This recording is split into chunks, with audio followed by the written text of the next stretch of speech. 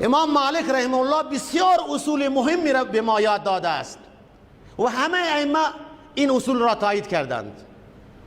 میگه من ابتدع فی الاسلام بدعتا فقد زعم ان محمدا صلی الله علیه و سلم خان فی الرساله.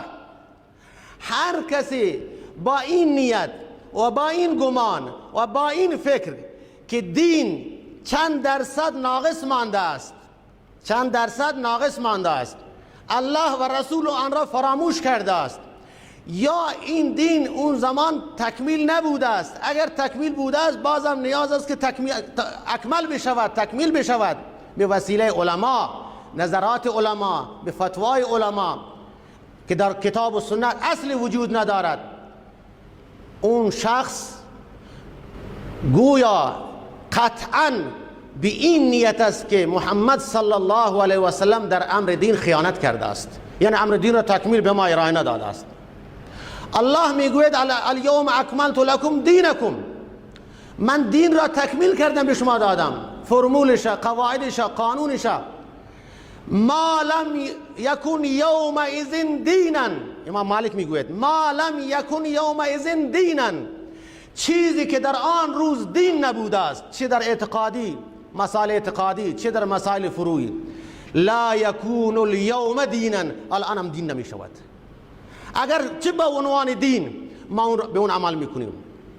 مثلا امام مالک رحمه الله میگوید من ابتدع بدعتا و رآه حسنا، اگر در امر دین، در اعتقادات، در مسائل فروع، در مسائل اصول بدعتی، نوآوری اختراع بکند، فتوای جدید صادر بکند در کتاب و سنت نیست و او را حسن بداند، میگه صلاح امت در این است، مصلحت امت در این است، هدایت امت در این است، او خیانت کرده.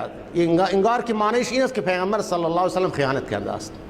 لن یصلح آخر هذه الامه الا بما صلح اولها، هرگز اصلاح این امت با هیچ دارویی، با هیچ منهجی، با هیچ روشی، با هیچ ایده‌ای نمیتواند این امت را هدایت بکند و اصلاح بکند، وحدت بدهد، جمع بکند، رشد و تعالی بدهد، الا بما صلح اولها، مگر اینکه امت روز اول با چه دارویی، با چه منهجی، با چه روشی وحدت پیدا کرد، موفق شد، جمع شدن و اعلان شد که رضی الله عنهم و رضوا عنه.